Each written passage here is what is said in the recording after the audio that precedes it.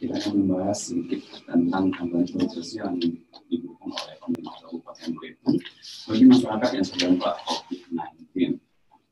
Dan di studio sana ini sebelumnya pukul 9:15 menit selama 60 menit ke depan nantinya kita akan berbincang-bincang mengenai bantuan sosial untuk masyarakat terdampak yang diberikan oleh pemerintah Kabupaten Belitung.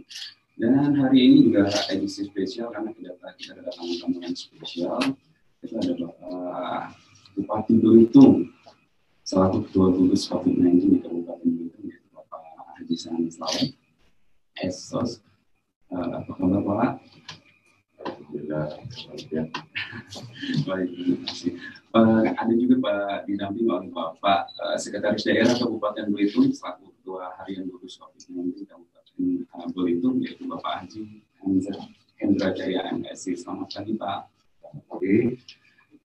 Dan juga ada banyak nih yang hadir di studio hari ini, tapi semuanya masih melakukan physical distancing. Dan sobat Praja yang ada di rumah yang nanti mungkin bisa berinteraksi langsung dengan Bapak Bupati kita, dengan Bapak Sekretaris Daerah kita, di nomor handphonenya juga nanti kita akan share. Ada banyak pertanyaan yang mungkin ada di hati para sobat Praja yang ada di rumah. Di pagi hari ini langsung saja kita tanya-tanya kepada Pak Bupati lah ya saya panggil biar lebih ini. Pak Bupati dulu ini pada tanggal 2020 kan Bupati Belitung sudah mengeluarkan peraturan Bupati Belitung nomor 12 tahun 2020 ini berkenaan dengan pemberian bantuan sosial kepada masyarakat yang terdampak oleh COVID-19 ini, wabah COVID-19. Nah, Pak Bupati melihat sendiri melihatnya ini bahwa apa sih sebelum kita kalau ke tujuan ya pasti semua orang tahu bahwa tujuannya adalah semangatnya Pak Bupati. Apakah ini membuktikan bahwa pemerintah hadir di tengah masyarakat yang membutuhkan seperti itu?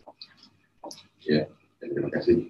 Jadi langsung saja sampaikan bahwasanya kehadiran bantuan sosial yang diberikan kepada masyarakat yang terdampak terhadap COVID-19 ini secara menyeluruh ya, di Indonesia.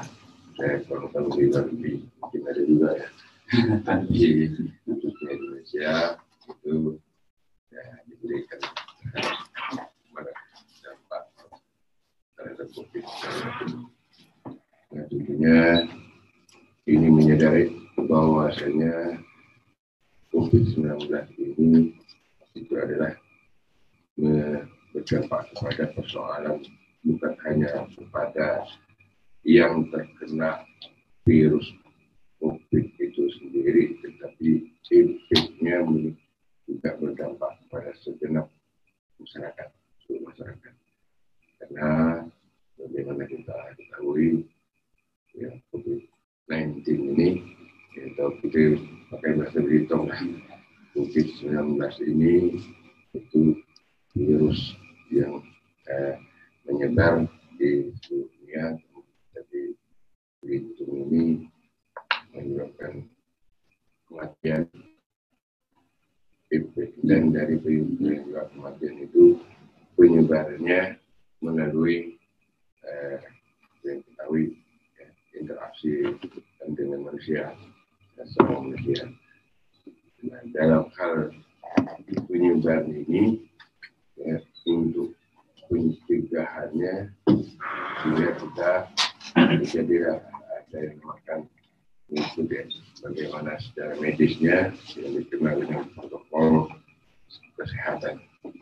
Nah, efek dari itu ya, berdampak pada aktivitas masyarakat seluruh, khususnya aktivitas dalam hal persoalan kehidupan ya, sehingga adanya masyarakat ya, untuk tidak terlalu aktif dalam hal berbagai macam aktivitas ya, khususnya dalam hidup. Kita sadar bahwasanya kita ini dalam kehidupan kita tanpa kerja, tanpa usaha, tidak ada untuk mendapatkan sumber kehidupan kan, kita pencarian. Nah, misalkan ini ya semuanya dibatasi, ya secara otomatis lah seluruh masyarakat akhirnya berdampak. Nah, dengan masalah ini dah kita pemerintah ya, harus wajib hadir, karena walaupun gimana ya adanya pemerintah, ada negara ini adalah untuk tujuannya tidak lain adalah mensejahterakan rakyat ya, dan oleh sebab itu terjadi sesuatu ini adalah merupakan tanggung jawab dari negara, tanggung jawab pemerintah. Nah, inilah buktinya pemerintah harus wajib hadir dalam hal ya, keberadaan kondisi katakanlah bencana alam, tapi bencana alam ini yang non alam ya, bencana yang kategori non alam. Ini lebih dahsyat daripada bencana alam ini, karena ini mendunia. Nah, secara itulah ya ada ini ya bagi yang tidak terkena dalam ini upaya penyebarnya ya seperti itu tadi saya sampaikan, dan efeknya ya terhadap persoalan kaitan ekonomi masyarakat dan sekaligus untuk ya mensejahterakan masyarakat. Jadi ini pemerintah hadir dalam bentuk kepeduliannya menjaga dan mengamankan rakyat dari terutama dari penyebaran COVID sendiri dengan cara-cara yang adanya distancing, distancing dan segala macam. Nah itu kan berdampak pada persoalan perekonomian hidup. Nah inilah di pemerintah menanggung masalah ini. Nah seperti itu. Pak ya. Jadi pemerintah tidak hanya menyuruh orang untuk melakukan protokol kesehatan, tapi juga memperhatikan ya Pak ya, bahwa kebutuhan mereka di rumah. Ini seperti perjanjian di rumah tadi kita ucapkan selamat datang juga kepada Pak Armani, inspektur dari tempat ini. Dan bagi sobat perajin di rumah yang tadi ingin interaktif bersama kita bisa di hotline kita di 0819 Nah kembali lagi kita tadi Pak Bupati sudah menjelaskan bahwa ini adalah bentuk dari kepedulian pemerintah kabupaten, bahwa tidak hanya pemerintah menyuruh orang untuk melakukan protokol kesehatan, tapi juga pemerintah memperhatikan kebutuhan orang. Nanti boleh siapa yang mau menjawab ini siapa saja nih Pak yang menjadi sasaran orang yang menerima bantuan yang diberikan oleh pemerintah kabupaten. Ya, terima kasih. Jadi yang katakanlah yang prioritas ya menerima ya, sebetulnya seluruh rakyat bisa saja menerima. Tapi kita ada sekarang prioritasnya siapa saja yang menerima. Nah, kita tidak semena-mena ya, membuat kriteria itu, karena kita juga dasarnya adalah surat dari dinas sosial ya, Kementerian Dinas Sosial yang berkenaan dengan membuat berbagai macam kriteria yang memang beberapa surat itu yang ke kita, tentang kriteria mereka yang berhak untuk diberi dengan katakanlah bantuan sosial ini. Ya. Jadi antara lain, misalnya di sana dari beberapa kriteria itu yang terdampak adalah itu ada 5 sektor, yang antara lain sektor usaha mikro, misalnya UMKM kita yang selama ini banyak berkembang dengan terdampak kan mereka. Salah satu contoh misalnya UMKM kita dalam hal sektor kemarin untuk souvenir, nah, tidak ada kunjung wisatawan, dan mereka jadi kan nggak bisa berusaha. Nah itu salah satu. Nah mereka ini yang terdampak utama. Kemudian adalah juga sektor pekerjaan. Nah sektor pekerjaan ini banyak. Tenaga kerjaan ini kita lihat mereka yang ada di rumah kan, ada yang di PHK, nah kan ada yang ya berbagai macam hal. Nah inilah yang kita inventarisir dari tingkat RT, tingkat perusahaan dan sebagainya yang mereka ini terdampak dari COVID-19 dia tidak bisa bekerja. Itu dari segi pekerjaan. Nah, kemudian dari segi otomatis pelaku pariwisata. Nah, pelaku pariwisata ini banyak. Mungkin kita lihat kemarin pelaku pariwisata adalah dari tour guide, kemudian seksi lain juga driver ya, yang berkata itu. Dan juga sebetulnya kita lihat pelaku wisata seperti misalnya adanya kelompok-kelompok yang selama ini bergerak di sektor pariwisata itu seperti adanya kelompok-kelompok dalam geosite kemarin ya, seperti misalnya adanya kelompok yang aktif nih ya, yang kita aktif, yang komunitas yang aktif dalam hal pariwisata seperti misalnya kelompok Gunung Paramon, Gunung Subrang yang memang telah memberikan kontribusi lah ya. Nah, Pok Darwis, macam di Terong, misalkan daerah itu. Nah, seperti ini, yang mereka selama ini sebetulnya memang sudah hidup daripada wisata itu. Ya, selama ini kan penghasil mereka. Walaupun sebetulnya memang belum semaksimal mungkin, semaksimal kan hidup itu. Tapi ini kan dampaknya tetap. Nah, yang segitu. Nah, kemudian dari segi sektor pertanian, juga sektor perikanan yang selama ini tetap berdampak masalah ini. Tapi kita lihat dari sektor perikanan lah, ya dalam ini memang awal-awal mereka dan sekarang pun masih juga ya, karena produksi perikanan sekitar rata-rata di sini lebih banyak perikanan kita ada perikanan tangkap. Nah ini otomatis oriented ekspor. Nah ekspor terbatas, otomatis mereka ya tidak bisa mengekspor ikan itu, hanya bisa menjual di dalam negeri. Nah dengan keterbatasan efeknya kan mereka ya karena dampaknya juga dampak terhadap itu salah satu ya, terima kasih. Jadi kita lihat tadi ada sektor usaha mikro, ada sektor ketenaga kerjaan, ada sektor pelaku pariwisata, dan sektor pertanian, sektor perikanan. Untuk sektor-sektor yang lain seperti apa Pak?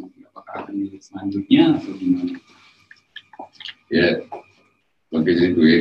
Ini kan berdasarkan daripada petunjuk dari pusat menteri ya. Tapi kan kita tidak untuk mata juga melihat beberapa hal yang ada di dasar. Katakanlah di sini salah contoh misalnya ya kemarin mereka hidup dari proyek.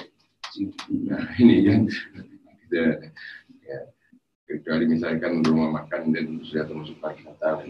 Tapi hal-hal semacam ini juga yang mereka kehilangan pekerjaan. Nah, jadi ada istilahnya juga secara fleksibelnya. Nah, ini kita di daerah ini gitu ya. Jadi ini kan hanya petunjuk dasar. Tapi kita melihat realitanya juga di masyarakat. Ya memang ya, kejadian terjadi hal semacam ini. Ya, mau tak mau kita harus bertanggung jawab juga lah kepada masyarakat. Jadi itu salah satu contoh ya. Karena kita melihat ada beberapa juga yang saat sekarang ya katakanlah mungkin selama kemarin mereka jual jasa, seperti misalnya ada mereka bikin tukang spanduk dan terjadi proyeksinya atau tukang pegawai lepas. Kemarin kan mereka ada kegiatan seperti kegiatan fisik yang dilakukan oleh pemerintah daerah, misalnya dana yang untuk salah satu contohnya katakanlah kemarin rehab bangunan. Sekarang kan ini tidak jalan. Nah, atau pembangunan buatkan jalan dasar, saya kan yang tenaga kerja di sini mereka kan ada kan itu tukang bangunan itu kan. Nah, sekarang kan tidak jalan, nah mereka otomatis kan kehilangan juga pekerjaan. Nah, ini juga kita inventarisir ya, makanya kita inventarisir ini semuanya juga kemarin ya melalui desa, melalui segala macam, dan kita juga kawan-kawan ini yang berbasis IT juga kemarin kita himpun Nah, kita sama-sama sehingga tidak terjadi tumpang tindih dalam hal mendata sesuai kriteria, dan sisi lain juga jangan sampai ada yang tidak terdata gitu kan, sampai ya itu yang ada di kita.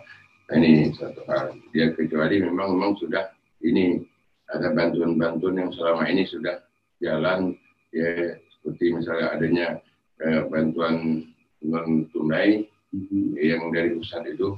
Nah, itulah harus kita pilah-pilah semua itu kan. Ini jadi tidak semudah itu semua kemarin kita untuk hal-hal ini untuk memberikan pengamanan sosial, khususnya pengamanan sosial dari segi bantuan ekonomi. Ya. Jadi tentunya masih akan ada evaluasi ke depan Pak ya, terkait pemberian bansos ini yang belum masuk ke dalam ini bansos yang pertama ini. Nah, ini Pak masih ada bingung nih, sering muncul di pertanyaan di tengah masyarakat kita. Mungkin masyarakat belum bisa mendalam mana yang memang bantuan dari pemerintah pusat, ada juga pemerintah kabupaten, dan juga sekarang ada bantuan dari pemerintah desa. Kadang-kadang masyarakat juga masih bingung nih, Pak, mereka masih ada yang ini bantuan dari pusatnya udah dapat nih, bantuan dari kabupatennya mana nih? Nah, seperti itu Pak. Siapa yang akan menjawab ini? Nah, itu Pak. Ya, jadi gini, ya ini memang saat sekarang ya terhadap bantuan sosial ini terjadi juga berbagai problem. Ya, kita lihat mungkin berbagai bupati dan segala macam kan yang ujung tombak di bawah ya, kami kita ini ujung tombak di bawah yang langsung berhadapan dengan masyarakat. Bupati ya. Sasar tembak bupati semua kan. Ya, apapun kebijaksanaan yang berpusat. Memang nah, sekarang setelahnya ada istilahnya bantuan PKH. Kemudian di samping bantuan dari pusat itu bantuan PKH ini kan sudah rutin tiap bulan. Nah, kemudian ada bantuan juga yang non tunai, bantuan langsung non tunai berupa sembako kan. Nah itu sudah secara otomatis ini tidak lagi masuk di daftar kita. Nah inilah. Nah kemudian yang tadi kriteria yang tadi ini yang masuk di data kita. Nah inilah kabupaten sebagaimana tadi kewenangannya membantu berupa itu. Kemudian di sisi lain desa ada juga dana desa. Nah, dana desa juga disesuaikan untuk itu, dan desa juga mendata secara tersendiri mana yang sesuai dengan dana desa, karena itu desa non tunai yang 600.000 itu kan. Nah kita minta kemarin ya, karena ini kita yang di desa dulu menyerahkan ini kan, yang karena ini mungkin yang terdampak benar-benar di luar dari yang itu tadi. Nah yang lainnya kriteria kita melalui kriteria yang ada di kita ini tadi, ada 5 kriteria itu. Nah jadi ada beberapa, jadi desa juga punya kriteria sendiri sesuai dengan petunjuk dari Menteri Pedesaan. Nah sehingga ada desa yang hanya kemarin salah satu contoh, satu desa di Selat Nasi hanya ada 20 ya yang dapat bantuan desa yang tunai 600. Nah kemudian juga kita itu lansing pertama, kemarin juga Tanjung Binga kan ada beberapa desa itu kan ada. Nah sisi lain bantuan kita ya, jujur saja sekarang ini bantuan provinsi ini kemana? Terus terang sampai sekarang ya hanya dapat katanya provinsi juga membantu berupa sembako, tapi nah kita berharap cepat lah Pak ya. Cepat juga koordinasinya, jadi jangan tidak tumpang tindih nanti. Betul sekali Pak. Nah ini yang bantuan gubernur ini kepada kriteria yang mana mereka ini? Ya jangan sampai nanti tahu-tahu yang sudah dapat dari pusat. Nah kan yang bantuan itu yang diberikan. Nah seharusnya yuk coba untuk provinsi dan kabupaten ini kita sinergikan. Nah, saya lihat ini sebaliknya pula, provinsi lah bagi-bagi itu, udah ambil tahu bupati, desa, macam undang-undang masing-masing. Ini kacau provinsi ini juga. Jangan makin ini, tidak ulah kan hargai juga bupati deh. Ya, kalau ada waktu masyarakat lari kulit ke bupati. Nah, sekarang di bagi-bagi itu Nggak ada beritahu. Kalau sepatah kata itu orang beritahu mereka bupati yang ini kan bahwa harga itu adalah karena yang diberi rakyat juga. Dan apa masalahnya dia langsung gubernur, karena gubernur kan nak minta 10 lawa apa semacam panjang jadi langsung datang ke bupati dan mereka doa aja lah. Jadi kadang-kadang harus kita sinkronkan lah. Inilah salah satu hal masalah. Kalau dengan pusat itu sudah jelas kan. Nah ini memang pusat. Nah kita tidak ada istilahnya tinggal ngawasilah kemarin bagaimana. Karena TV yang biasa kita. Nah untuk kita ini kita sudah mengikuti semuanya. Itu yang berdampak itu ada 9.561. 9.000-an. Yaitu sudah kita verifikasi data semua ini dari 5 kriteria tadi. Nah inilah kita akan bantu dalam bentuk sembako, ya, itu dengan nilai per paket 250.000. Dan itu kita akan berikan bantuan ini selama 4 bulan. 4 bulan. Nah, kita untuk membagi ini, ya kita akan mulai tanggal 18 ini, Pak. Senin. Jadi sekaligus juga untuk pakai lebaran. Jadi mulai dari tanggal 18. Nah, untuk selanjutnya, ya mungkin pertengahan bulan ke depan akan kita. Karena tidak semudah itu kita juga mendatanya. Bahkan yakin ini pun belum 100%. Mungkin lagi ada kekurangan macam kita maklum ya. Nah oleh sebab itulah masyarakat saya berharap jangan ngelapor ke Facebook, jangan melapor ke WA, jangan melapor ke SMS. Nah melapornya masuk ke apa namanya ke ada kita bersadu. Nak pakai elektronik. Kalau enggak, datang aja lah ke bupati, tapi saya berrombongan. Ini aja, datang dia presiden kan bertanya gimana caranya. Kalau nak bersatu, kalau nak apa semacam, ya percuma. Kalau bersatu ke kelompok grup PA, grup BPM, kelompok macam, sekali setelah ngelapor ke Mbak Google-nya itu, tidak akan kami tanggap. Gitu kan. Jadi sekarang ini, jadi kalau ada kritik saran apa segala macam, ya, yang selama ini hebat-hebat ini bermain ini di musim COVID ini, medsos ini, jangan ini, gitu, langsunglah setelah sini. Kalau itu benar-benar memang niat itikat untuk berbuat kebaikan. Nah, pergi bulan puasa ini jangan mijat-mijatkan sembarangan itu dosa gede mereka. Jadi baik-baiklah. Ya, kita ini yang kita harapkan itu. Jadi artinya kami menganggap bahwa ini sama-sama artinya mereka hal-hal macam ini adalah kepedulian. Tapi kalau ngeratap doa ini segala macam, wah itu enggak, kurasukan kesulitan itu mencari lunar kau ya. Nah, kurasa gini ya, keharap itu ya. Jadi ulanglah datang baik-baik ya. Ada saluran kita untuk melalui elektronik IT ini melalui bersadu tetap sampai ke bupati. Nah, ini akan dilaporkan. Terus demikian ya, terima kasih. Pak Bupati sendiri sudah bicara, jadi kalau mungkin ada keluhan ataupun ada komplain dari masyarakat mungkin bisa memanfaatkan program bersadu di pandemi COVID-19 ini, mungkin program bersadu pas ya Pak ya. Dan nih Pak, kembali lagi Pak, ini udah 9.000 sekian tuh yang dikeluarkan masyarakat tuh, dan nilainya juga 250.000. Ini kira-kira pertanyaan masyarakat ini Pak, berapa banyak Pak duitnya yang dikeluarkan pemerintah ini untuk Pak Sekda nih mungkin yang lebih tahu nih, atau mungkin. Ya baiklah, jadi untuk perlu diketahui juga oleh masyarakat, nah sekarang kan tidak ada zaman sembunyi-sembunyi lagi ya persoalan ini kan, orang itu kita harus cari terang benderang, transparan dalam persoalan pengelolaan keuangan, bukan hanya persoalan COVID-19 ini. Jadi anggaran kita seluruhnya untuk kaitan dengan COVID-19 ini secara menyeluruh duit itu ada 171 miliar 600 sekian ini dana APBD kita ini adalah kita kembalikan pusat untuk UP pusat. Nah ini UP pusat 170 miliar 171,622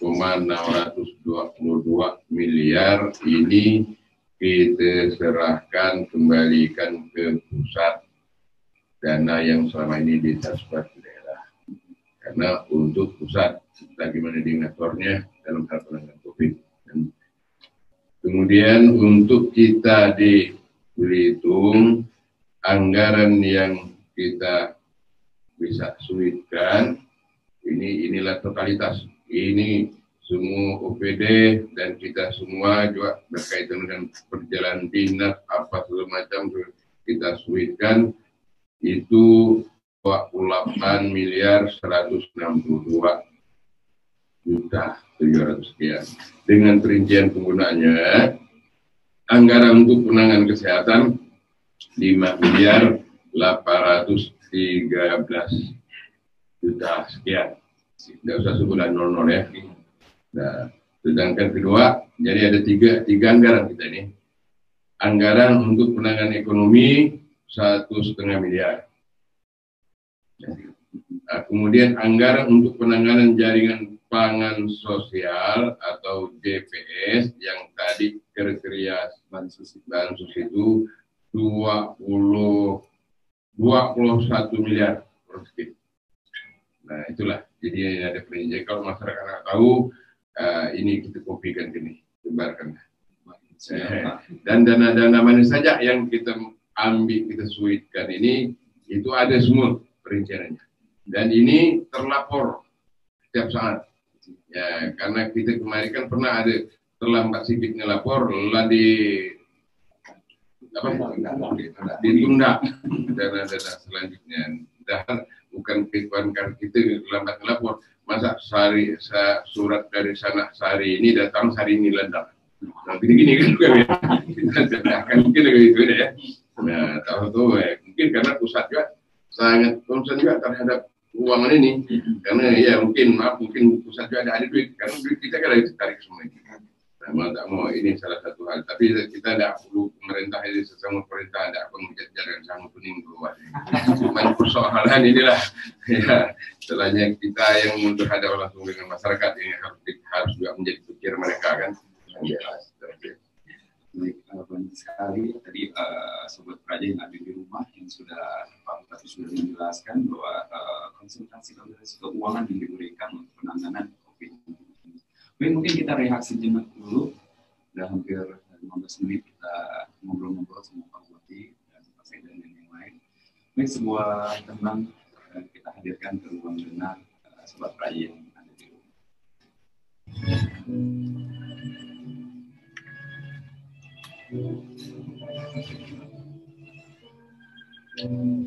Nanti bahas satu-satu dan kriteria. Dibacakan saja gitu. Dibacakan ya.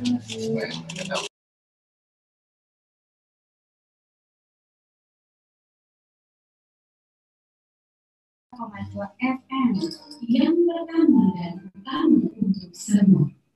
102,2 FM Radio Suara Raja Radio Kemanggaan kita bersama sejak 1968. Kembali lagi di ruang Radio Suara Raja di Jalan Ahmad Yani dan ini sampai Perkantoran Bupati Belitung dan masih bersama Bapak Bupati Belitung, Sekretaris Daerah dan Bapak Inspektur. Nah, ini tadi kita sudah ngobrol panjang-panjang Pak soal syarat-syarat penerimaan dan kriteria. Nah, ada salah satu kriterianya itu adalah sektor usaha mikro dan salah satu kriteria-kriterianya adalah usaha mikro adalah usaha produktif milik orang perorangan atau badan usaha yang memenuhi kriteria usaha mikro sebagaimana yang diatur oleh Undang-Undang Nomor 20 Tahun 2008. Yang kedua yaitu memiliki izin usaha mikro dan kecil atau IUMK jenis usaha mikro yang diterbitkan oleh camat atau instansi yang berwenang.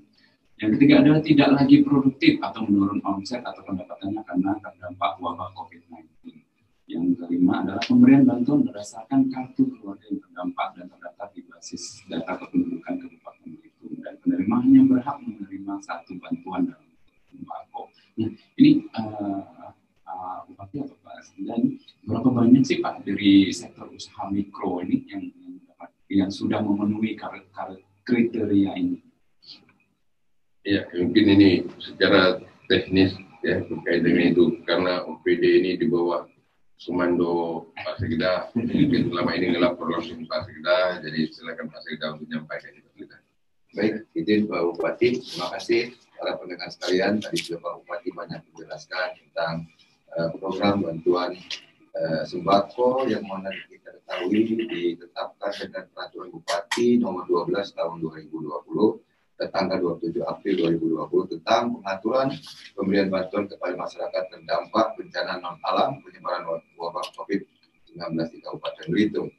Bahwa keluarnya Pergub ini tentunya dalam Pergub sudah jelas bahwa kriteria siapa yang mendapatkan jumlah sudah dijelaskan Pak Bupati. Kami hanya menambahkan bahwa dari 5 sektor tadi ini intinya pendataan atau validasi datanya dilakukan oleh OPD, Organisasi Perangkat Daerah, yaitu untuk sektor usaha mikro dan sektor tenaga kerjaan itu pendaftaran atau datanya dilakukan oleh Dinas KUKM PTK Kabupaten Belitung yang beralamat di Jalan Merdeka. Jadi yang pertama untuk pendaftarannya dataan dilakukan oleh Dinas Koperasi Usaha Kecil Mikro, Tenaga Kerja dan Perdagangan di Jalan Merdeka. Untuk sektor pelaku pariwisata dilakukan oleh Dinas Pariwisata yang beralamat di Jalan Melati, Tanjung Pendam. Dan yang ketiga untuk sektor pertanian dilakukan oleh Dinas Tanaman Pangan Pertanian Kabupaten Belitung di Jalan Ahmad Yani. Dan yang kelima yaitu sektor perikanan melalui Dinas Perikanan Belitung yang beralamat di Jalan Marta Dinata atau Jalan Pantai. Nanti dari data itu prosesnya dilakukan validasi kembali ke Dinas Kominfo yang kita sudah alhamdulillah salah satunya kita oleh putra Belitung membuat suatu program yang baik sekali untuk jangan terjadinya ada double atau tumpang tindih data di program yang dibuat oleh rekan di Kominfo itu, bahwa penerima PKH yang Bupati katakan BPNT dan juga ke program lainnya dari kelima sektor itu apabila mereka kakak sudah terdaftar kegiatannya di mendapatkan PKH tidak mungkin akan keluar lagi namanya. Nah, ini kalau masyarakat jelas. Jadi sangat jelas bahwa tidak mungkin mereka akan keluar lagi namanya. Oleh karena itu sementara ini tervalidasi 9.561 dari kata Bupati yang akan kita bagi tanggal 18 Mei nanti. Wah, terlebih dari itu mungkin masih ada yang belum tervalidasi atau mungkin datanya tidak lengkap, akan terus kita lakukan validasi di Kominfo dan nantinya kalau sudah benar-benar datanya lengkap maka akan disalurkan bantuan itu. Mungkin itu Pak, sistem pendataannya. Baik, terima kasih Pak Sekda. Jadi juga disebutkan juga kriterianya bahwa ada sekitar 9.661 nih. 9.561 ya. Baik. Nah, ini mekanismenya nanti seperti apa nih Pak Sekda, Pak Bupati? Nanti pemberiannya, penyalurannya akan seperti apa nantinya? Apakah akan diberikan langsung? Apakah nanti akan melalui seperti apa? Ya, jadi kita akan alhamdulillah ya, kita diberi ini sangat betul kita perlu memberi apresiasi lah kepada betul-betul masyarakat yang peduli apalagi generasi muda kita terhadap ya, persoalan daerah, usaha negara lah. Jadi kita ini beberapa komunitas baik itu yang selama katakanlah komunitas yang bergerak di sektor pariwisata, yang bergerak di bidang apa namanya UMKM dan yang bergerak yang lainnya, beberapa komunitas pada salah kemudian ada 19 atau 20 komunitas yang sudah menyatakan berhimpun dengan pemerintah ya untuk bersama-sama menanggulangi penyebaran COVID ini sekaligus apa saja permasalahan-permasalahan yang ada ya, secara bersama-sama kita menyelesaikannya. Salah satunya antara lain memang ini kaitan nanti akan terhadap dampak persoalan ekonomi sosial ini. Terus itulah kemarin Ya, sisi lain komunitas-komunitas ini ya pedulinya terhadap pencegahan mereka secara mandiri, ya ada membagi APD. Nah ini kita ucapkan terima kasih lah. Ada nama kelompok BST, kelompok yang macam itu ya. Jadi mohon maaf saya tidak apa namanya, tapi ini saya memberikan apresiasi lah ya terhadap kelompok ini. Termasuk juga ini nanti kita juga akan mereka yang datang ikut serta berpartisipasi dalam hal penyampaian masalah ini. Nah, katakanlah nanti mungkin teknisnya, katakanlah tadi kalian berdampak kaitan dengan UMKM. Nah nanti kawan-kawan yang peduli siap untuk mengantarkan ini kita bawa ke dinas. Jadi dinas akan mengatur, oh ini misalnya kelompok ini yang peduli kita antarkan ke desa ini. Nah jadi itu kan ya, kelompok ini kau ke desa ini. Karena tanggal 18 itu kita harap serentak. Nah serentak nanti. Nah inilah mungkin waktu dekat ini ya mungkin kita akan langsung mengundang mereka ini Pak Seda, jadi kan kita bagilah karena mereka ini nanti tulus, dan kita ucapkan terima kasih karena ya sebab kalau misalnya ini kita kan menghindar juga kumpulan massa. Nah ini kalau misalnya kumpulkan kantor desa, orang ramai-ramai kan jadi problem. Nah ini juga, jadi kita berharap nanti mungkin ini ya akan menyebar, kita perkecil lah. Mungkin kalaupun ada pertemuan katakanlah maksimum per RT ini orangnya mungkin kita melalui kawan-kawan kelompok ini tadi yang siap celahnya dengan mungkin yang ada kereta, dia akan pakai kereta, kawan yang siap ini kan alhamdulillah mungkin dia punya pakai mobil. Nah ini sebab kalau kita pemerintah terus terang tanpa dukungan ini celahnya dan indah yang betul saya rasanya kita ini ya kompakan kegotong royongannya jalan. Berhasil demikian Mbak. Istilahnya berhun Mbak. Berhun beton, supat toman lah. Nah, jadi sekaligus juga kita berharap mungkin kawan-kawan dari komunitas tadi kalau mendengar ini, insyaallah tanggal 18 ini kita akan membagikan ini secara serentak. Nah, untuk itulah mungkin kita tanggal 17 Pak Sedaya kita kawan-kawan ini kita perlu kumpul sehingga kita berbagi jatah. Bukan berbagi jatah ini ya, tapi berbagi jatah untuk membagi nyanyikan ini. Nah ini kita harapkan seperti itu tadi. Ya luar biasa sekali ya, mungkin Pak Bupati juga tetap melibatkan dari NGO dan komunitas-komunitas, mungkin relawan-relawan yang mungkin juga peduli terhadap wabah pandemi COVID-19 ini.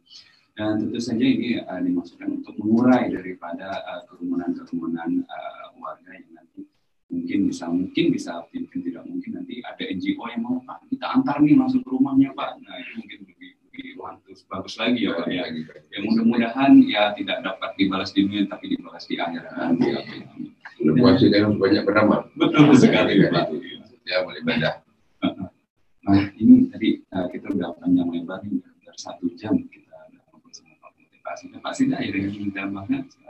Saya tambahkan satu hal lagi bahwa nantinya untuk mempermudah masyarakat, maka program daripada untuk bansos ini yang ditangani oleh adik-adik atau para pemuda kita di Diskut Kominfo, bahwa besok mudah-mudahan bisa diluncurkan Pak Bupati juga, bahwa masyarakat bisa membuka aplikasinya nanti setelah besok di launching, melihat siapa saja yang bisa dapat di sana. Misalnya nama si A, dia nanti bisa melihat di handphonenya.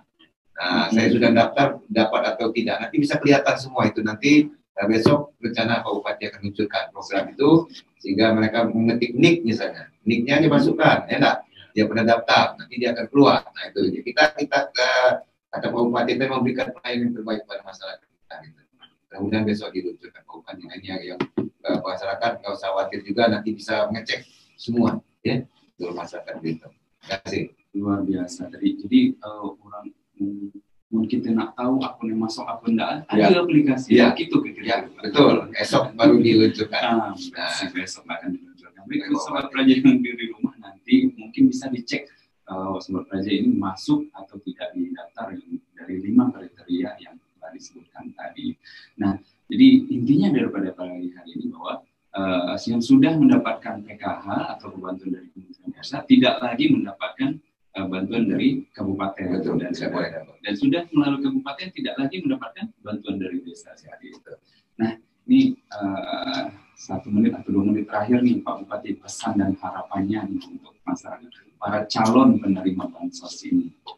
Ya, terima kasih. Pertama-tama ya saya juga dalam hari ini ingin menyampaikan beberapa hal, terutama terkait dengan selama ini pencegahan dari pandemi COVID ini. Ya, alhamdulillah sekarang ini ya kita dari kurir yang satu itu hanya berjangkit kepada 3 orang, dan ini sebenarnya yang sampai alhamdulillah tidak menyebar, sebab sebenarnya secara teorinya medis, kalau dari 1 ini bisa nyebar ke 3 ini bisa berkali lipat bisa sebitung. Tapi alhamdulillah cukup sampai 3 itu tadi, dan alhamdulillah semuanya sudah sembuh. Nah, ini kan berkat kerjasama semua lah, terutama tenaga medis dan kawan-kawan semua lah. Dalam hal ini ya walaupun ada yang tengkaran juga sudah merasakan, tapi dalam hal ini tolong, ini kata orang tuh habis ini bisa-bisa ada gelombang kedua, gelombang 3. Nah, kita masyarakat Bitung tolong tetap selama ini di dunia ini yang masih ada gejolak COVID ini, walaupun di Indonesia mungkin sekarang kan Indonesia ini masih ini. Nah, kita tetap harus waspada dan kita harus tetap menjaga penyebaran itu jangan sampai lagi ada masuk ke Bitung. Nah, oleh itulah kesadarannya tolong ikuti protokol kesehatan itu. Apalagi inilah nak dekat Lebaran. Nah, dekat Lebaran, kita sama-sama nak Lebaran juga. Gara-gara kita tidak ikuti protokol ini, pergi ke pasar tidak pakai masker, berkerumun, nyebar corona itu, kan siapa kan ngurus mika-mika mandi kena. Kami itu dinas kesehatan kita ini nak kejuannya Lebaran deh, tidak akan nanti nggak ngurusin gini-gini lah. Nah, ini tolong kepada masyarakat sadar pahami lah seperti ini. Jadi sama-sama menjaga. Kalau lah berusaha kita menghindar berbuat macam itu terjadi ya bukan salah. Ya, tapi jangan sampai disengaja. Ini aku lihat banyak lagi, terutama yang muda-muda merasakan dirinya gagah, hebat, sehat. Wah, ini jangan main lah kalau main gini-gini. Ya berarti kan ya, sampai tahu kena kepunan orang.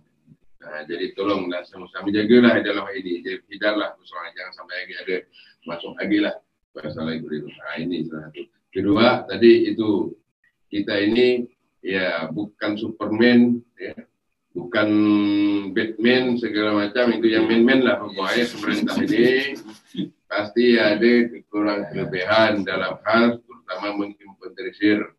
Walaupun kita sudah membuat aplikasi dengan teknologi IT tadi segala macam, tapi walaupun gimana IT buat manusia. Nah, tolong ya, dan memproporsionalkan juga bagi manusia juga kan. Nah, kita berharap jangan tule-tule diajak ngamuk nggak keruan-keruan. Justru datanglah baik-baik, atau sekarang lah punya Android juga, HP lah main cecal semua kan. Lagi ada main ketik lah main cecal semua. Ya lah punya, lah di dalam lah ada WA, lah ada Facebook, lah ada SMS. Laporkanlah semua itu melalui itu tadi. Nah, sebab kalau anak kontak langsung bukan bupati juga, bupati ya kadang-kadang kan ya tidak sambung juga sana sini tiap hari, kan? Nah, ini kesalahannya kan. Jadi lebih baik menyadu itu pasti sampai ke bupati. Nah, aku rasa itulah pesan dari aku, dan terutama ya ini sudah mendekati bulan akhir Lebaran, lebih-lebih kaum Muslim dan Muslimah ini malam Lailatul Qadar, mulai malam ini selahir kita tunggu 10 hari terakhir. Tidak usah banyak ngerenung macam-macam, yang itu ini segala macam, kita fokus untuk beribadah, mengharapkan dapatnya Lailatul Qadar dari kita ini. Ini satu ya, perkuat ibadah bagi kita semua. Ya insyaallah ini akan bersatukan berkah dan petunjuk dari Allah SWT di masa datang dalam hidup kita. Demikian, Assalamualaikum. Terima kasih. Baik, terima kasih Bapak Bupati Belitung. Jangan kendor nih untuk terus tetap melaksanakan protokol kesehatan dan tentu salurkan keluhan Anda atau komplain Anda ke saluran yang sudah disediakan oleh pemerintah daerah. Pak Sekda mungkin ada yang ditambahkan.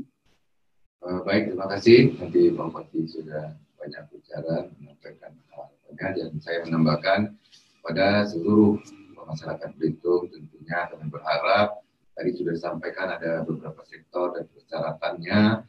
Apabila masyarakat merasa memang sesuai kriteria, kami harap untuk langsung datang ke PD yang sudah kami sebutkan tadi untuk mendaftarkan diri karena mendapat menjadi berdampak dengan COVID ini. Jadi kami berikan kesempatan karena Pak Bupati sampaikan tadi ada 4 bulan ke depan gitu ya, masih ada kesempatan pada masyarakat mungkin terutama mereka. Terima kasih. Akan ada evaluasi ya. Bilang. Baik, sobat penanya yang ada di rumah, sudah 1 jam lebih nih kita ngobrol dengan Pak Bupati dan Pak Sekretaris Daerah. Mungkin kita harus pamit undur diri dari dengar para sobat penanya yang ada di rumah. Dan kami ucapkan terima kasih sekali lagi Pak Bupati Belitung, Pak Sekretaris Daerah yang sudah hadir di studio kita. Oh ya, Pak Arpani juga tadi. Pak Arpani mungkin kita bisa ngobrol lagi setelah ini di sesi khusus. Baik, kita harus pamit dari ruang dengar para sahabat yang di rumah dengan ucapan wassalamualaikum warahmatullahi wabarakatuh. Waalaikumsalam.